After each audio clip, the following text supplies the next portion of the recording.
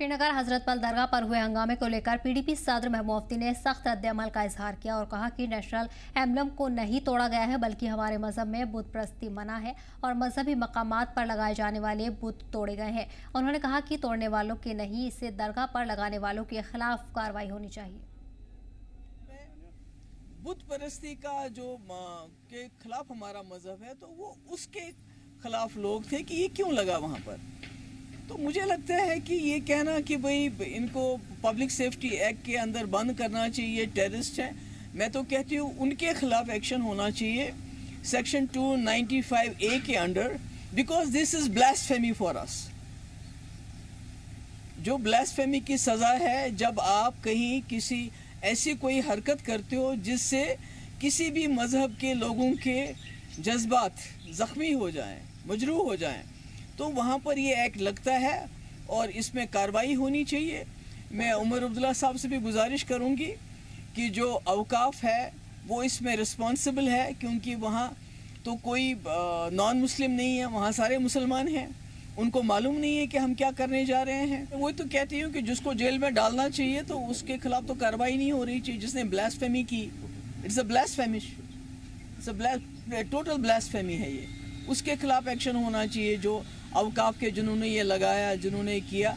और दूसरा मैं दोबारा रिपीट करना चाहती हूँ, जो ये एक फैला रहे हैं कि इन्होंने जी मुल्क का जो एम्बलम है उसको तोड़ने की कोशिश की, मुल्क के एम्बलम को तोड़ने की कोशिश नहीं की, बल्कि मूरत को तोड़ने की कोशिश की, जो हमारे मज़हब में जायज़ नहीं है, शिर्क समझा जाता है। उनके साथ हमारे जज्बात भी उतने ही मजरूह हुए हैं जितने एक आम मुसलमान के हुए हैं।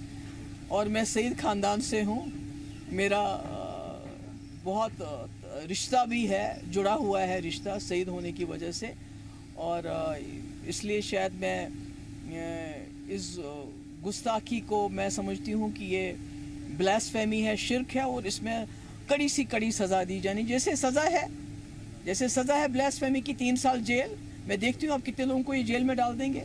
हमारे कश्मीरी लोगों को जिन्होंने अपने जज्बात का इजहार किया गुस्से में, उनको में जेल में डालते हैं, या अवकाफ के उन लोगों को जो इसके रिस्पॉन्स। जो यहाँ की सरकार है जिसको लोगों ने इतनी बड़ी अक्सरियत से चुना, 50 MLA किस लिए रखे हैं, वो 3 मेंबर पार्लियामेंट किस लिए हैं ये लोग।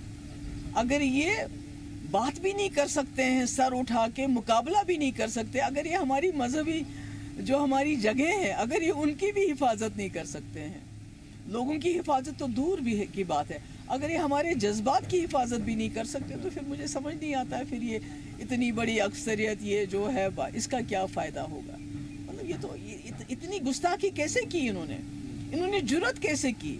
एक मुस्लिम मेजॉरिटी स्टेट, इतनी बड़ी हमारी यकीन की, तो हमारे सरकार दो आलम उनकी जगह है ये, उनसे वाबस्ता ये जगह है, तो इतनी बड़ी गुस्ताखी हुई और हम तमाशा देखते रह जाएं, ऐसा तो नहीं होगा। पर मैं फिर लोगों से कहूँगी कि इसमें उस तरीके से सब्र से काम लेना चाहिए, ऐसी कोई हरकत नहीं करनी चाहिए कि इनको बहाना मिले और हमारे लोगों को जेल में डाल।